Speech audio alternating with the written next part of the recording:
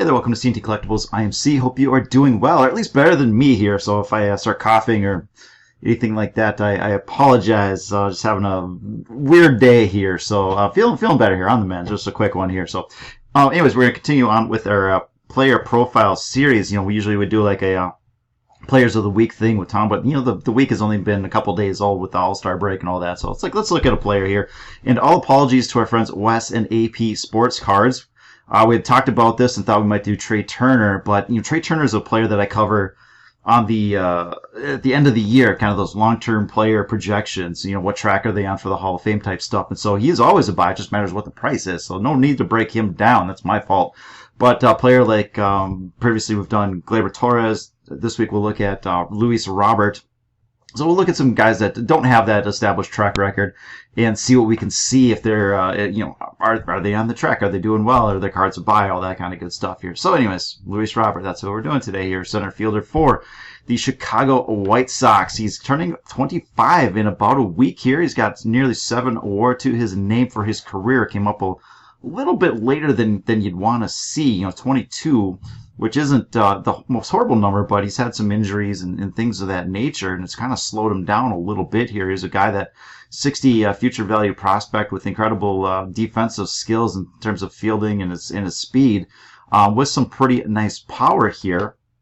And what we want to see out of these guys is, are you doing something elite? Are you doing something generational? That's where you get these, that's where you can put them in kind of that long-term basket. Until then, maybe more of a trading basket type guy. And so Luis Robert, for me, at this point, spoiler alert, I guess, more of a trading basket type guy. I've got more Luis Robert than I would normally do for other players. He just, his prices keep grinding lower, and it's like, well, the talent is pretty amazing. He's had incredible stretches here, but let's just dig in under the hood a little bit and see what we see here. So anyways, for the season, he's never really put up that, when he was coming up, I think people were looking at, here's a guy that's going to hit 300, 30, 35 home runs.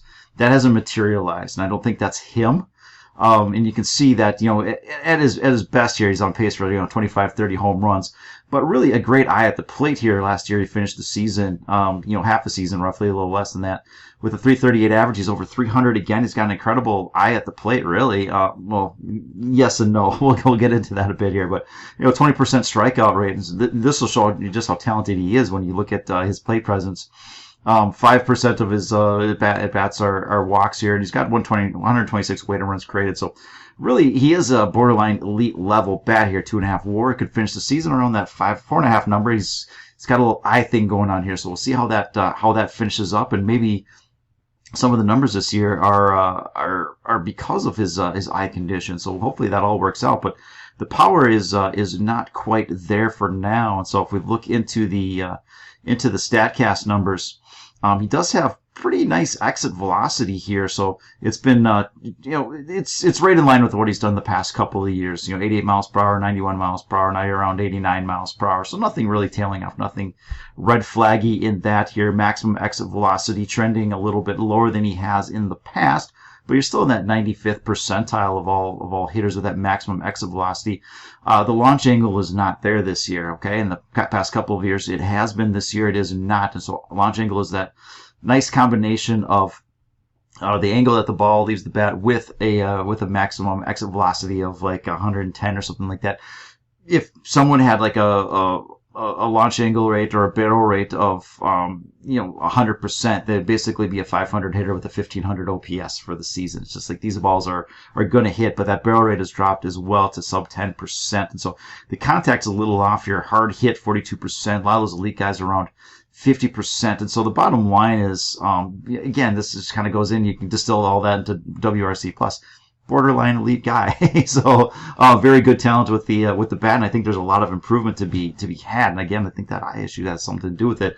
But I think for him to really get going, for his cards to really get going, for interest in his name to get going, he's going to have to do something special. Playing a great center field isn't going to do it. Hitting 300 isn't going to do it. Hitting 300 with 35 home runs, that will do it. But I'm not sure that that's on the table for him, because if you look at his bat at ball profile, He's trading a lot of line drives and a lot of fly balls for grounders. They're tough to hit the ball out of the park if you're putting it on the ground. Now he can beat it out. Probably a good play for him, right? He's got the speed, but we're not looking for that from him. So the fly balls are down. Now the home run to fly ball rate is similar to what he's done in the past, but if you're hitting fewer fly balls, then that number is going to go down just intuitively. He's pulling the ball, and you can see where this will be a problem as well for him a little bit here. He's pulling the ball around 40% of the time. So keep that in the back of your mind here. All right, a couple red flags with LouBob, and actually, it's kind of encouraging. It's like, all right, you're a borderline elite player, you're hitting 300, and you've got like the worst plate discipline in the league. You're swinging it 50% of the balls outside the zone, so the O swing. So percentage of pitches a batter swings at outside the strike zone. So he if it's outside the zone, he's swinging a good chunk of the time, more than I've seen from most players. Most players 25-30% or something like that. He's upwards of 50% in the zone. He hits it just fine. He makes a lot of contact with those balls outside the zone. So this is potentially weaker contact for the most part, but is he being pitched a whole lot differently? You can look at some of the pitching. You can see pitchers are kind of catching on that he's going to chase a little bit more, and so you see that diet of sliders increase just a little bit here. And so looking at his heat map overall, really, this is where he's hitting. Okay, this is the catcher's view here. So you've got the high and inside and low inside, high and outside.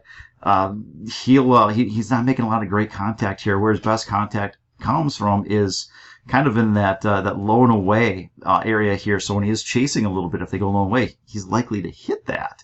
But if we go back again to that pull percentage thing, he's pulling a lot of balls, and that's where a lot of hits goes. But really, he should be going up the middle or opposite way, according to his heat map, where he's having the most amount of his success. And you can see this is on Baseball Savant here. A lot of pulls, but he hits the ball just fine over here, and he should probably be doing it just a little bit more here. So over the past 50 plate appearances, he's heating up just a little bit. Over the past 100, kind of a average level player, and over the past 250, trending down just a bit here. But it looks like things are picking up for him in the near term here. So he's got a nice maximum exit velocity. Again, that's in that 95-96 percentile. His chase rate or his plate presence, he's about the worst in the league. He just swings at kind of everything, it seems like. So, but a very fast player, doesn't walk a ton, but he's got a decent hard hit thing. So again, we're looking at an elite level player that really needs to figure out how to pull the ball and perhaps put it outside the park just a little bit more. And again, that may not be him, but then his cards probably can't be expected to be at that multiple $100 level, and some of them are, but you're just not going to have the demand to really put them into that top echelon of things here. So if we just switch over to some of his cards, and we can see we'll start off with his Topps Chrome base refractor. Again, you had this long-term consolidation that was grinding lower, and this is why you don't buy cards right off the bat here. So they just, especially a player with his hype, first off the line, it's like, okay, there's only one of those, right? The first one, and maybe there's a bunch of people who want them, so that price, is going to be high as more of these cards come into the population. Then that demand can overwhelm the supply, and the price goes down. And so there's a lot of demand on these things, but now it's starting to get choppy. Perhaps we found a bottom for him in that $55-$60 area in a PSA 10. I don't know. That's your risk reward setup here, but the trend remains down there. So let's look at this pink refractor. I think we've looked at it before. Same thing. You've had your broken support. Now it's kind of hitting a level of, for a player like LouBob, $55-$60. I mean, it's speculation. That's probably a reasonable price for it, and maybe that's why people are perhaps stepping in just a little bit here. But they stepped in here and it failed, and so we'll see if that holds. So again, kind of the $55-$60 area is your line in the sand for LouBob. So I thought I had a couple more here, but I may have just labeled these wrong. We'll just go with it here. Luis Robert Bowman Chrome Auto Raw. All right, those are getting some love here. $450. And that's coming up to the top of its range here. So, very thinly traded, not a lot of volume. And, a card maybe I wouldn't chase, at the moment here. This is the one I thought I had before. So we're going to skip back to the old regular Topps. Here's the X-Fractor. I think we looked at this a couple of weeks ago. Tried to break out. It's like, it's got to prove itself at this point. We've seen this before. Now you're back into an area where perhaps some buying steps in here. But, one of the bigger cards, of course, is the, Refractor Auto number to $499, that Bowman one. So, while the regular auto is upwards of that $400 level, the refractor is sitting at the level of support around $900. So right now it looks like $1,000 or something like that. Let's see, current price $1,000, and so you have support at about 880. So there may be some more upside to downside. So as that regular refractor, kind of rises in price, then then it may give a lift to these other refractors. It's like, well, why not just spend a couple $100 more and get something a little bit more limited and graded or whatever? So that 9510. Sitting at support where there's some buying, that may be of interest to people looking for LouBob. Again, for me, when I go through this, what I'm looking for is, are you doing something special? It's like, not really. Are you capable of doing it? Yeah. So let's see that, and then we'll go. And so maybe the eye thing is, so, again, this is, for me, this is speculation. So we'll see how that goes. If we look at him longer term, what's his trajectory overall? These are most of the outfielders in the Hall of Fame, and this is Luis Roberts' trajectory. So he came up just a little bit later. He's had a couple half seasons. 2020 was not his fault. Last year injured. This year he's going to take a little time off as well. We really want to see some of those 7-8 win seasons by the age of 24, near 25. I mean, you're looking at guys like Trout and Yelich. I mean, it's unfair to compare to Mike Trout, who is sitting almost at 50 wins by the age of 25. But Christian Yelich is at about 13. And so his comp right now is like an Andrew Benintendi right now. Okay. That's the kind of player that I think you're putting at. Look at Benintendi's prices, how have those worked? I mean, the last few years he's been fine, right? But he's no longer on that path. Is the same thing going to happen with LouBob? And so this is where I hesitate to put big dollars into LouBob overall. Because that's not the most exciting path in the world. Now, comes back, eyes fixed. Now he starts hitting things out of the park. He becomes a 30, 35 home run guy with 300 average. He starts putting up 6, 7 more seasons for the next few years. Then those prices will go. All right. Then they'll start to really take off. Absent that, 20 home run guy hitting 300. Again, there's plenty of those guys out there, and those cards aren't worth that much. So I think his risk reward sets up interestingly now, especially on those 9, 5, 10 refractor autographs. But it may be a card that's worth exiting at a certain point. If he does come back and starts lighting it up, then it may be worth an exit as well. So I'm fairly mixed on LouBob. I'm intrigued by the talent. I've got plenty of this card, so I'm not actively buying anything at this point here. But if I were to be looking at cards, I'd probably be sticking to maybe some of the lower end stuff, the $50, $60, and just and see what happens. So that's what I'm doing with LouBob. Hope you enjoyed. Have a great rest of the day, and we'll talk to you later. Bye now.